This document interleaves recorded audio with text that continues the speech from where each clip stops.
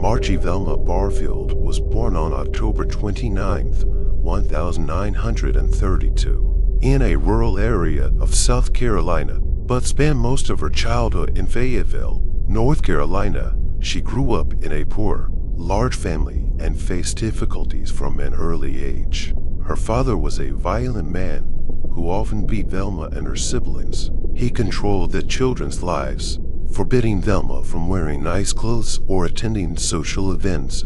Her mother, though not as strict, did not intervene. Velma performed well in school, but dreamed of escaping home as soon as possible. At 17, she met Thomas Burke, whom she soon married. They had two children, and at first, their family life seemed happy.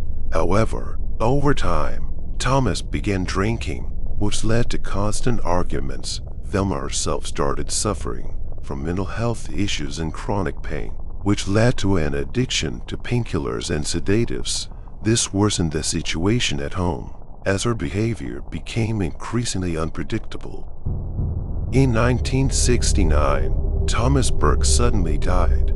The cause of death was ruled a heart attack, and no one suspected foul play. However, it was later discovered that Velma had poisoned him with arsenic. 2 years later, in 1971, she married Jennings Barfield. Their marriage was also unhappy. Velma continued abusing medication, while Jennings suffered from health problems. Soon he also died suddenly and once again. The cause of death was listed as a heart attack. After this, Velma was left without any means of support. She began working as a caretaker for elderly people, looking after the sick and disabled. It was during this period that she committed a series of murders, poisoning her patients with arsenic. Thomas Burke, first husband, 1969. Official cause of death, heart attack. Later, it was discovered that he had been poisoned with arsenic. Jennings Barfield, second husband, 1971. Sudden death, later suspected to be poisoning. Lillian and John Lee, an elderly couple she cared for. Both died at different times, but it was later proven that Velma poisoned them with arsenic. Raymond and Dolly Edwards, another elderly couple under her care. They died under mysterious circumstances, but at the time, no one suspected that poison was the cause. Stuart Taylor, the last known man she killed, he was her boyfriend, and in 1978, she laced his drink with poison. After his death, the police launched an investigation. The autopsy revealed the presence of arsenic in his body, and Velma Barfield was arrested.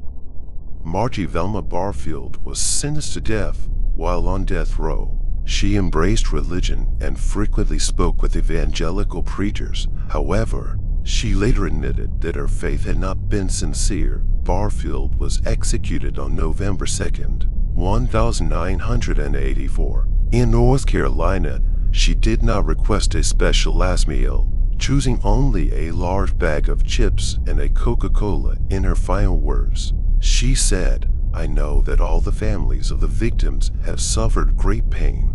I am very sorry, and I want to thank everyone who has supported me over these 6 years." She was executed by lethal injection. Barfield was buried in a small rural cemetery in North Carolina, next to the grave of her first husband, Thomas Burke. She was the first woman in the U.S. to be executed by lethal injection since 1962. Her execution sparked political controversy when Governor Jim Hunt, who was challenging incumbent Senator Jesse Helms for a seat in the U.S. Senate, denied Barfield's request for clemency. During the trial, it was revealed that Velma committed the murders cold-bloodedly, poisoning food and drinks. She chose vulnerable victims, elderly people, under her care. Her motive was to avoid responsibility, seek revenge, or out of fear of losing control. The court found her guilty and sentenced her to death.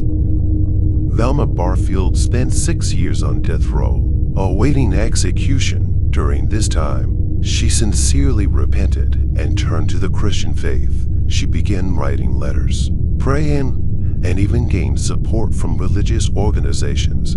that tried to overturn her death sentence. However, her appeals were denied. On November 6, 1984, Velma Barfield became the first woman to be executed in the U.S. After the reinstatement of the death penalty in 1976, she was administered a lethal injection at the North Carolina State Prison.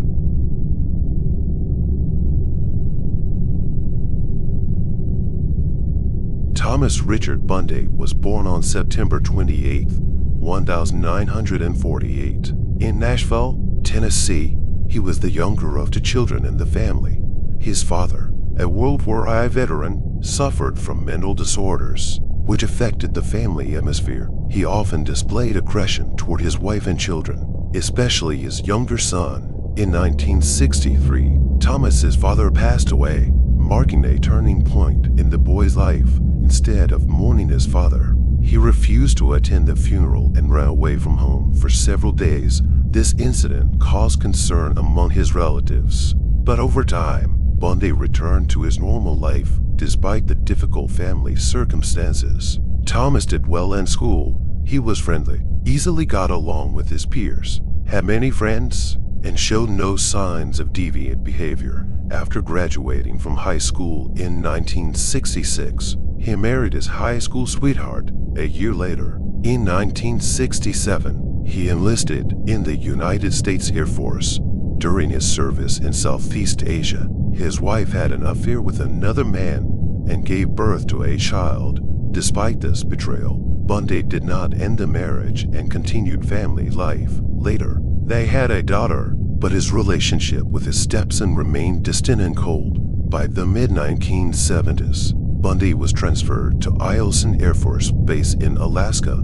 During this period, he began experiencing emotional exhaustion. His marriage continued to deteriorate, and he suffered from depression. In an attempt to cope with his internal struggles, he sought help from a psychotherapist, but his condition did not significantly improve.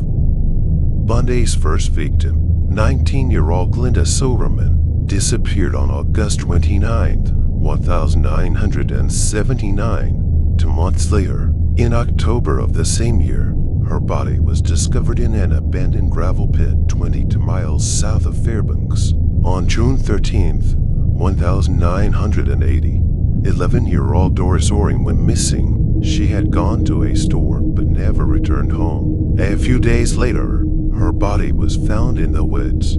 Her brother told the police that he had seen his sister talking to a man in a U.S. Air Force uniform who was in a light blue car. Based on his testimony, a composite sketch of the suspect was created.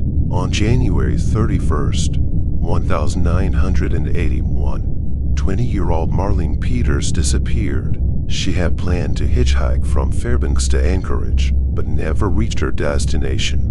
5 weeks later, 16-year-old Wendy Wilson also went missing. On May 16th, 1981, 18-year-old Lori King disappeared. Her body was found 5 months later, in October of the same year, near Eielson Air Force Base. It was after this case that the police first linked the murders to a possible serviceman from the base. During the investigation, the police checked both military personnel and civilian employees of Eielson Air Force Base. By February 1982, Thomas Bunday had emerged as a suspect.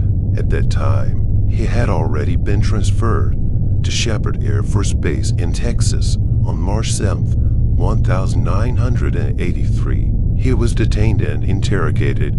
During the questioning, the police conducted a search and found evidence linking him to the murders. Under the pressure of the evidence, he confessed to 5 crimes. However, due to a legal error, he was released, as an arrest warrant had not been properly issued. On March 15, 1983, 8 days after his confession, Bunday failed to report for duty. Instead, he got on his motorcycle and set off on a ride, approximately 40 miles from Wichita Falls, Texas. He veered into the oncoming lane and collided with a truck. The crash was head-on, and Bunday was killed instantly. Investigators concluded that it was a deliberate suicide, as he knew his arrest was inevitable. Thomas Richard Bunday became one of the few serial killers who deliberately took his own life after confessing to his crimes. His murders remained unsolved for a long time, largely due to his military service and the lack of obvious suspicion in his behavior. His story demonstrates how even those who appear to be stable and well-adjusted individuals can harbor dark aspects of their personality.